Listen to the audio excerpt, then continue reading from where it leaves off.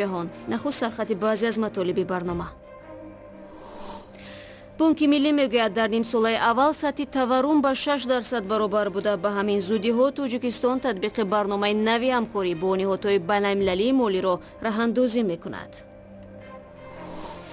чӣ гуна як ширкате ки дар ҷумҳурии Чех пойгоҳи воқеӣ надорад дар Қирғизистон нирӯгоҳи барқи обӣ месозад? аввалин чизе ки таваҷҷӯҳро ҷалб кард ишора ба ҳамкориҳои зиёд буд ки солҳои 90-уми асри гузаштаро ба ёд меорад. ҳукумат сай дорад аз ҳисоби ташкили сохтори алоҳида ва аз андозраҳо намудани ширкатҳои сайёҳӣ ба рушди туризм дар Тоҷикистон замина гузорад. در یکجایی با شرکت‌های سیاحتی مهمانخانه‌ها که البته آنها در بازار ساحه با جایگو باشند و آنها موقع خود را در ساحه سیاحتی پیدا کنند. бонки миллии Тоҷикистон мегӯяд дар пай коҳиши 3 соли маҳсулоти кишоварзӣ қурби сомонӣ дар бозор ба шиддат поин рафт. ҷамолиддин нуралиев, муовини аввали раиси бонки миллӣ, рӯзи 24 июл зимни нишасти хабарӣ гуфт, дар нимсолаи аввал сатҳи таваррум ба 6% баробар шудааст. бонки миллӣ дар ҳоле аз паст шудани қурби пули миллӣ дар бозор хабар медиҳад, ки дар чанд моҳи ахир нархи маҳсулоти ғизоӣ дар кишвар ба боло ҷаҳид. Фарзон Муҳаммадӣ мегӯяд, дар нишаст масъулини бонк ба чанд мавзӯи дигар низ дахл карданд. бонки миллии Тоҷикистон умедвор аст то охири ҳамин сол барномаи нави қарзии сандуқи байналмилалии пул барои Тоҷикистон дубора оғоз шавад.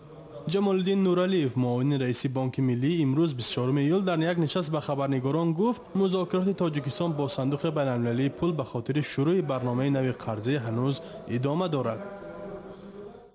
Настоящая программа, которую со стороны фонда будет представлена. Сандуқи байналмилалии пул аллакай шартҳои пешакии худро барои оғоз кардани барномаи нави қарзӣ барои Тоҷикистон ба мо пешниҳод кард. Мо бо ин созмон ҳамкориҳои танготангеро ба роҳ мондаем ва ҳар ҳафта як маротиба мулоқот мекунем.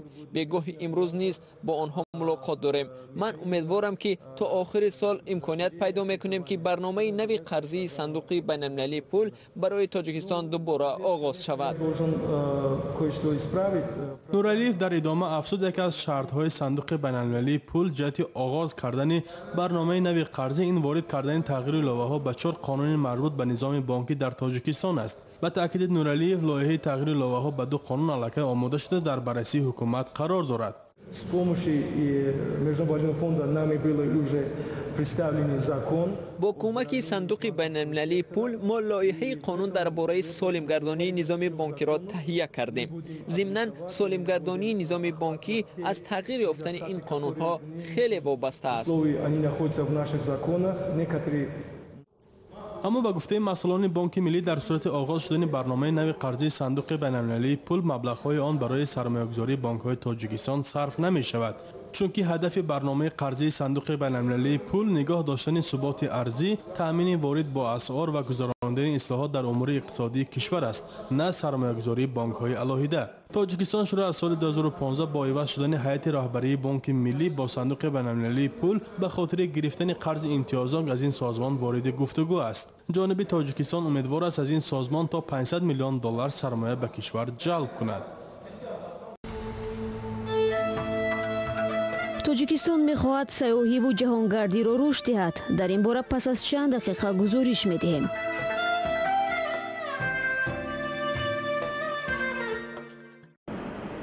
албатта сайёҳоне ки ба Тоҷикистон меоянд мехоҳанд аз роҳҳои хуби мошингард истифода кунанд ва мақомоти Тоҷикистон бо кӯмаки ширкатҳои байналмилалӣ қисмате аз шоҳроҳи зери обмондаро дар ноҳияи Дарвоз барқарор карданд. селе ки 2 ҳафта пеш аз самти Афғонистон фаромад, зиндагии сокинони ин тарафи марзро бо мушкил мувоҷеҳ кард. ҳарчанд мардум тадриҷан ба зиндагии маъмулӣ бармегарданд, вале то кунун ҷасади 3 сокин ки бо заврақ дар дарёи Панҷ ғарқ шуда буданд пайдо нагардидааст ва хисороти расида аз ин офати табиӣ ҳисоб нашудааст. Барод Юсуфӣ мавзӯъро идома медиҳад. субҳи 24 июл пас аз 15 рӯз шоҳрои байналмилалии Душанбе, Кӯлоб, Хору, Қулмат дубора боз шуд ва равои нақлиёт дар ин самт аз сар гирифта шуд. мақомот мегӯянд дар минтақаи деҳаи ширговади дарвоз ки пас аз баста шудани маҷрӯи дарёи Панҷ роҳи мошингард бо шумули теъдоде аз манзилҳои сокинон зери об монда буд, амалиёти поксозии роҳ ва таркишҳо идома дорад. дар рӯзҳои аввал рафту омади мошинҳо тибқи ҷадвал ва бо навбат аз як самт сурат хоҳад гирифт. чанд рӯз қабл масъулини вазорати нақлиёт гуфта буданд ки барқарор сохтани 400 метр роҳи тахрибшударо то охири ҳафтаи гузашта анҷом хоҳанд дод. зарар ҳозир фақат роҳи мо қариб 1.2 миллион доллар ташкил мекунад, лекин ба ҳамаи нигоҳ накардам мутахассисони рӯз машғули ҳамин кор ҳастанд, ҳаҷми корро муайян карда истоданд. барқарорсозии пурраи қитъаи тахрибшудаи роҳи душанбе хоррух дар минтақаи ширговади дарвозро вазорати нақлиёт ва ширкати чиноии China Road бар уҳда гирифтааст. барои ҳарчи зудтар барқарор кардани ин қисмати роҳ чандин техникаи нирӯгоҳи роғунро бар он минтақа фиристоданд. аммо дар рӯзҳои баста будани роҳ сокинон аз як пайраҳаи хатарноки кӯҳӣ истифода мекарданд ки 10 солаҳо боз фаромӯш шуда буд. таъмирш кардем ва роҳи одамгузар барқарор шуд. ҳозир одамо аз ин тараф ба он тараф бо воситаи роҳ рафт омад карданд. роҳи душанбе қулма қароқурум бар изофаи равои одамон боиси кам шудани воридоти мол аз чин ба тоҷикистон низ шуда буд.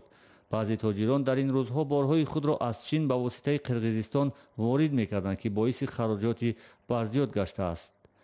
бар асари боришоти зиёд ва омадани сел аз самти Афғонистон дар рӯзҳои 8 ва 9 июли соли ҷорӣ маҷрои дарёи Панҷ дар ҳудуди рӯстоҳои Хостав ва ширговади ноҳияи Дарвоз баста шуда дар ҳарду деҳа беш аз 20 манзил ва тақрибан 1 километр роҳ зери об монда буд.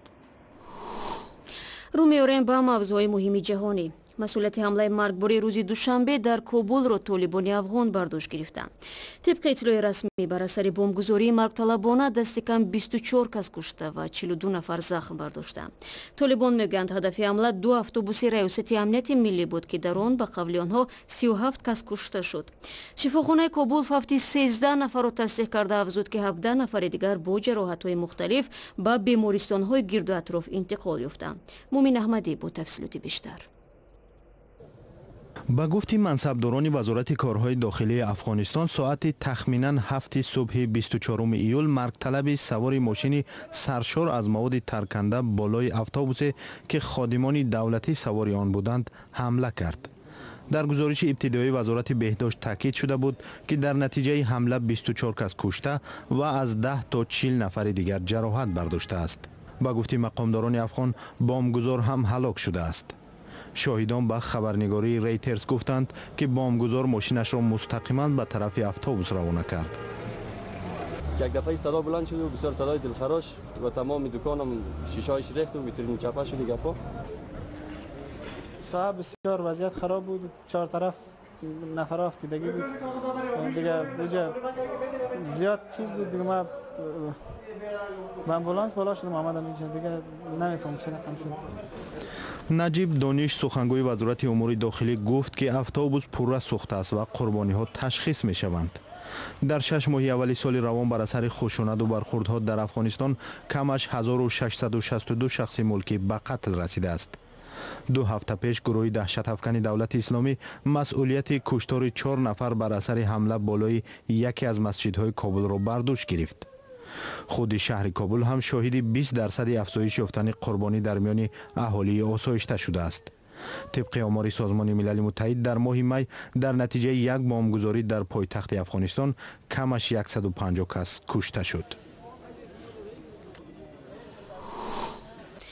یک برنامه بنیادی نیروگاه برق آبی در قرقیزستان سوال زیاد خلق نموده است. در تندر یا خود سبقت یک شرکت از جمهوری چخ پیروز شد که ظاهرا نه تجربه و نه امکانات مالی تطبیق چنین لایحه‌ها را دارد. همکاران ما از بخش قرقیزی رادیو آزادی به قرارگاه مرکزی این شرکت سفر کردند. این بناهای ولنگار در شهرک ژلزنی برود واقع در 80 کیلومتری شمال و شرقی پراگ همچون قرارگاه یک شرکت چخی ثبت نام شده است که در تندر بنیاد یک ایده نیروگاه‌های برق آبی قرقیزستان پیروز شده است. این شرکت لیگلاس تریدینگ نام دارد و با پشتیبانی دستگاه پرزیدنت جمهوری چخ در سبقت قرقیزستان غالب آمد. Как бы очень странно, что любая государственная структура, будь то خیلی عجیب است که یک ساختار دولتی خواه سرور دستگاه پرزیدنتی خواه دیگر نهاد بلندپایه یک پیام مشورتی سرشار از خطا در املا و نحو انگلیسی تقدیم میکند. بعضی رسانه ها آن را لوبیزم می نامند.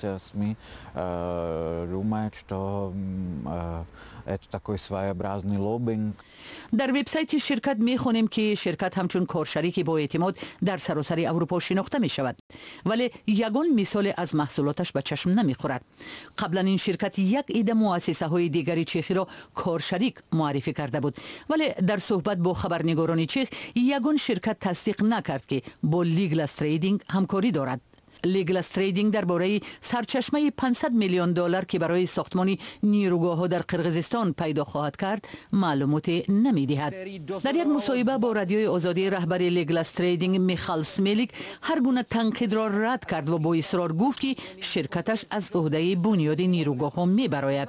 Žádné doporučení ani od Pána Boha. اگر من شرکتم و گروه شرکت‌های همراه با ما تمام تقاضاهای تندر را اجرا نمی‌کردیم، هیچ گونه مشورت و حتی از نام خدا نمی‌توانست در این سبقت ما را پیروز کند. Které v tom tendru byly. A já mám pocit, že tam byla docela velká konkurence firem. پرزیدنت جمهوری چک میلوش زیمن که در عکس در کنار پرزیدنت قرقیزستان المازبک آتامبایف نشسته است، از حامیان شرکت چخی است که در خارج از کشور همکار می‌جویند. رئیس دستگاه او بدون کدام تفتیش از نام اداره ریاست جمهور به لیگلاس تریدینگ مکتوب دستگیری تقدیم کرد. در این بین یک مکتوب محرمانه سفارت قرقیزستان نشر شد که در آن لیگلاس تریدینگ یک شرکت غیر قابل اعتماد معرفی شده است.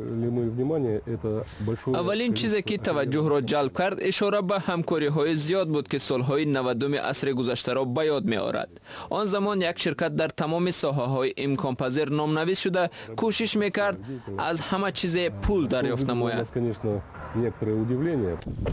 بنیاد نیروگاه‌های برق آبی قرقیزستان در زمان شوروی طرح‌ریزی شدند، ولی بنابر کمبود سرمایه‌گذاری اجرای آنها بارها به تأخیر افتاد. بعد بلند شدن سر و صدای زیاد، کمیته دولتی انرژتیک قرقیزستان روز 17 ایول اعلام کرد که شرکت چخی برای آغاز اجرای عهده‌داری مالیش 50 روز در اختیار دارد. در حال تأخیر پیمان لغو خواهد شد. برمیگردیم به تاجیکستان. تاجیکستان سالهاست تلاش دارد ساحه توریسم و جهانگردی را به یک بخش مهم اقتصاد و درآمد بودجه تبدیل دهد. اخیراً حکومت کشور برای رشد جهانگردی کمیته علاهیده را تأسیس داده در پرداخت انداز برای یک گروه تازه تأسیس شرکت‌های سیاحی به مهلت 5 سال سبکی جوری کرد. ولی کارشناسان میگویند تنها در صورت بازبینی کلی سیاست توریسم و حل شدن بسته مشکلات میتوان در پیشرفت این ساحه موفق شد. گزارش نوبتی ما در همین باره است. امید قربانبکова بیش از 15 سال است که شرکت جهانگردی را رهبری می کند. طول این سالها هزارها سیاحان خارجی از خدمات شرکتش استفاده بردند و او می داند که این نوع تجارت چه مشکلات دارد. به گفته امید قربانبکova طول چند سال اخیر برای رشد این بخش در تاجیکستان تلاش‌های صورت گرفته است. از جمله کمیته علاهیده سیاحی تشکیل شده، شرکت‌های نو تأسیس برای 5 سال از پرداخت انداز آزاد گردیدند. اما از نگاه او برای معرفی موضع‌های دیدنی تاجیکستان این اقدام کفایت نمی کند، بلکه به سرمایه گذاری بیشتر نیاز است. مشکلی کلان مسئله چیپتای هواپیما است. من میفهمم که این به سازشواری و انداز وابستگی دارد و یک بار نمی شود آن را حل کرد، ولی اگر شرکت های داخلی هواپیمایی زیاد شوند و رقابت به وجود آید، متناسباً نرخ هم پایین می آید. در سال 2016 بیش از 300,000 جهانگردان از تاجیکستان دیدن کردند، اما کارشناسان میگویند این رقم را میتوان 10 برابر افزایش داد. در ملاقات رهبریتی کمیته تازه تأسیسی رشد سیاحی با شرکت‌های جهانگردی در تاجیکستان، راه‌های رسیدن به این هدف بررسی شد. برای حل مشکلات بخش سیاحی در تاجیکستان پشتیبانی دولت و مبلغ گذاری ساحه لازم است، ولی حتی در صورت دستگیری حکومت ولی پیدا نکردن این مبلغ، کمیته تازه تأسیس و شرکت‌های سیاحی نمی‌توانند به نتیجه دلخواه برسند. برنامه ما انجام یافت. تشکر و خدا نگهدار.